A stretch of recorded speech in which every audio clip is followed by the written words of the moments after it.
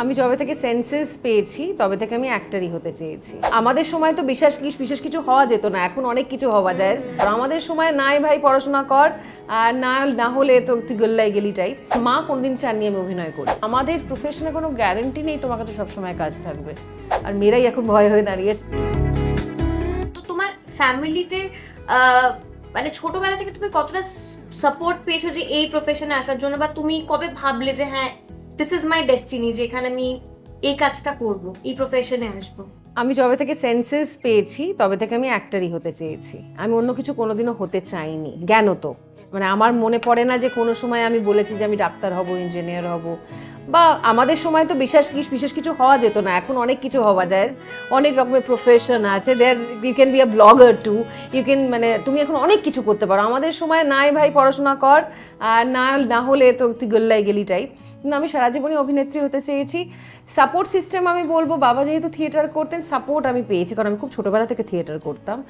এবং আমার মা কোনোদিন চাননি আমি অভিনয় করি, তিনি চাইতেন আমি ডাক্তার হই, কারণ আমি পড়াশোনায় খুব ভালো ছিলাম। কিন্তু এবং বলতেন দুষ্টু লোকেরা থাকবে, তুমি দুষ্টু লোকেদের মাঝখানে গিয়ে পড়বেন, এটা সব মেয়েদের। এখন আর ওই মেয়েরা ওইসব ভয় পায় না বোধহয়, আর মেয়েরাই এখন ভয় হয়ে দাঁড়িয়েছে, সুতরাং এইটা নিয়ে আবার ট্রোল হয়ে যায়। বাবা এখন তো যে কোনো জিনিস নিয়ে এমন ট্রোল হয়, আই এনজয়, যে যা পারো করো, আমার কিছুতেই কিছু আজকাল আর আসে যায় না যদিও। তবে আমার যেটা সত্যি মনে হয় যে ওই সময় আমাকে অনেকেই মানা করেছিলেন যে তুমি একেবারেই ইন্ডাস্ট্রিতে ঢুকো না, ইন্ডাস্ট্রিতে ভালো মেয়েরা কাজ করে না।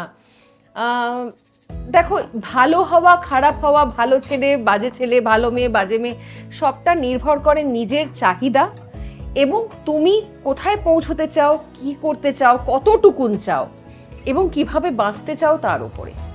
যখন আমি সেটা বুঝতে পেরেছিলাম, আমি আমার বাবা মা কাকা তিনজনকে বাদ দেওয়া যায় না, এবং অসম্ভব সাপোর্ট আমার বোনের, কারণ আমি খুব ছোটোবেলা থেকে কাজ করছি। বোন একা বাড়িতে পড়াশোনা করতো, মা কিন্তু আমার সঙ্গে স্টুডিওতে যেত, এবং ওদের অসম্ভব ডেডিকেশন পেয়েছি। আমাকে যেভাবে আগলে রেখেছিল, এবং আমি যেখানে শুটিং গেছি, এবং থেরাপিরও কাজ করতো ওরা। আমাদের ইন্ডাস্ট্রিতে আমরা যারা অ্যাক্টররা কাজ করি, আমাদের সুবিধে অসুবিধাই তুমি এত সুইসাইডাল রেট দেখবে, আমরা ফ্রাস্ট্রেশনে ভুগি, ডিপ্রেশনে চলে যাই, because we don't have that strong background, মানে background in the sense either very good friends who are like your family, support সিস্টেমটা থাকতে হবে। সেটা থাকলে না, কারণ আমাদের প্রফেশনে কোনো গ্যারান্টি নেই তোমার কাছে সবসময় কাজ থাকবে। তুমি 2 মাস খুব রোজগার করলে, তারপর 2 বছর বসে রইলে, খেয়ে পড়ে বাঁচতে হবে তো। এবং শুধু খেয়ে পড়ে বাঁচলে তো হয় না, তোমার অক্সিজেন, বাঁচার খিদেটা তো হলো কাজে। তুমি কাজই করলে না, তুমি বাঁচবে কি করে? সুতরাং তার জন্যে তোমার একটা সলিড সিস্টেম দরকার পেছনে। সেটা আমি খুব লাকি আমার বাড়ি ছিল।